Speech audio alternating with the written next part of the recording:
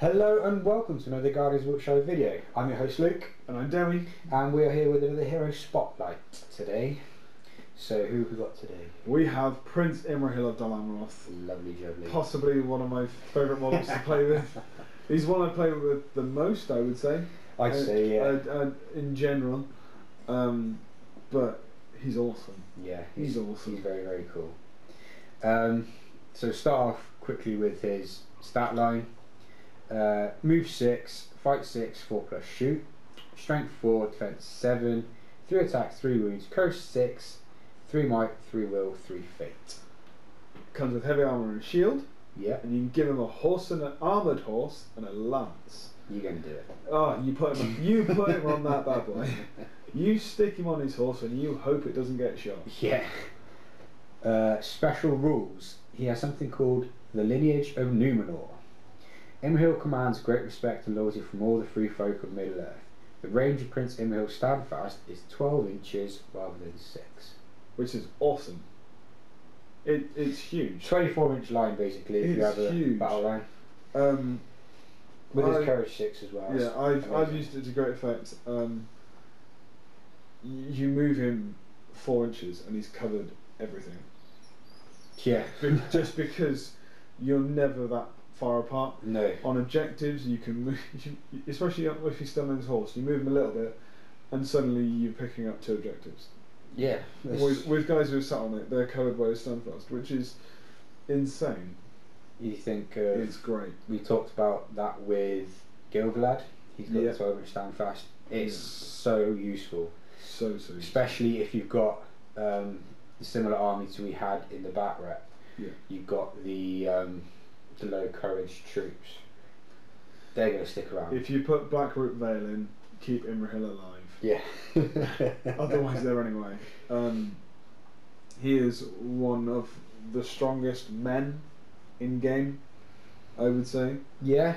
I'd say he's got the same sort of stat line as King Alessa. Yeah. But obviously he doesn't have the 3-point might. He, like he says, he is of Numenorian descent. Yeah.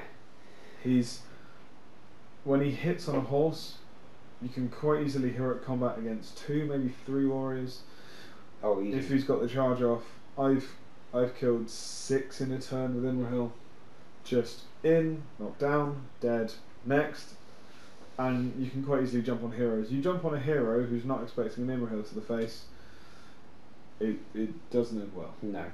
Because you're most likely going to see fight 5 or 6 heroes that are the ones that aren't sort of tied up. So if you've got your big heroes, they're going to be protected or they're going to be somewhere else away from the hill. I've had against Dan Hurtville, you've seen it Into the West in the vlog, a gap opened up and Imrahil could go through and hit Malha. End game. Nasty. End game. So he's not just great in himself.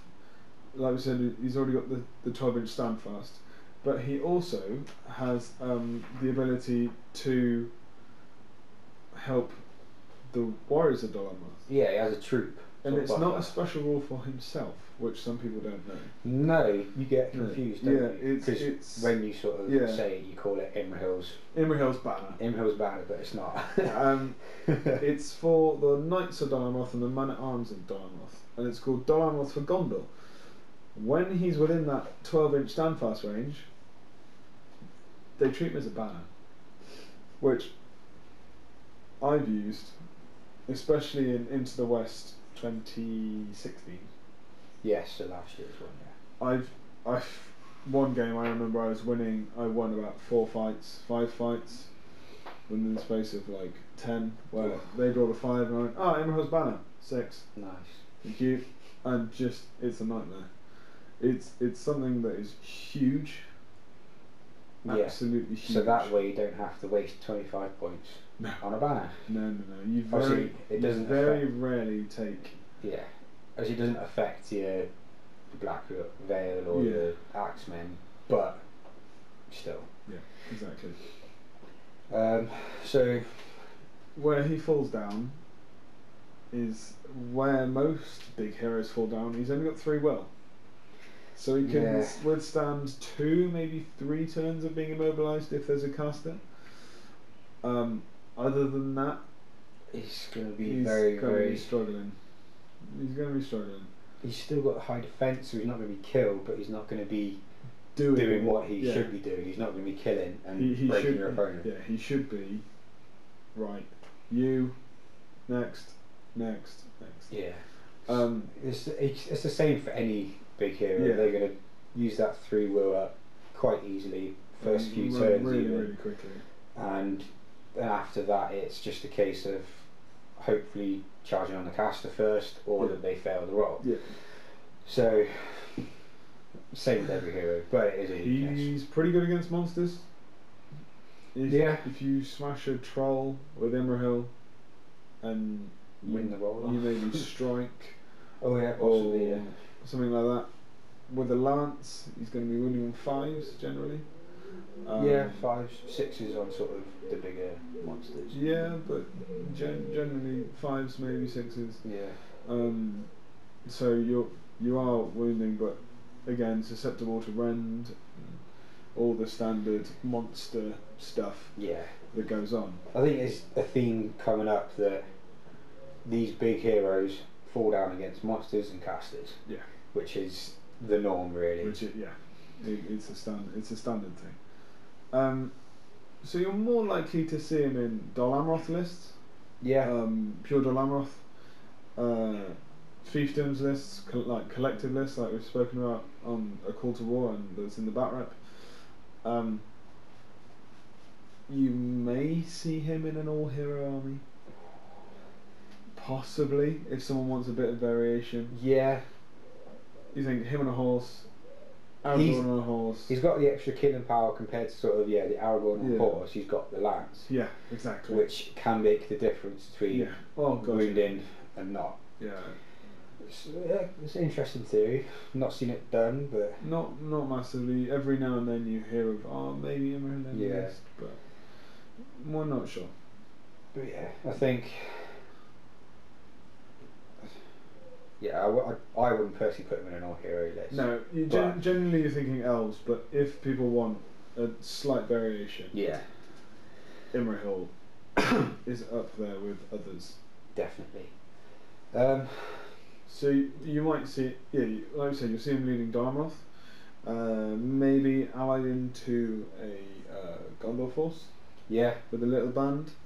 Other than that, he sticks with his troops because the troops are so much better with him. Yeah.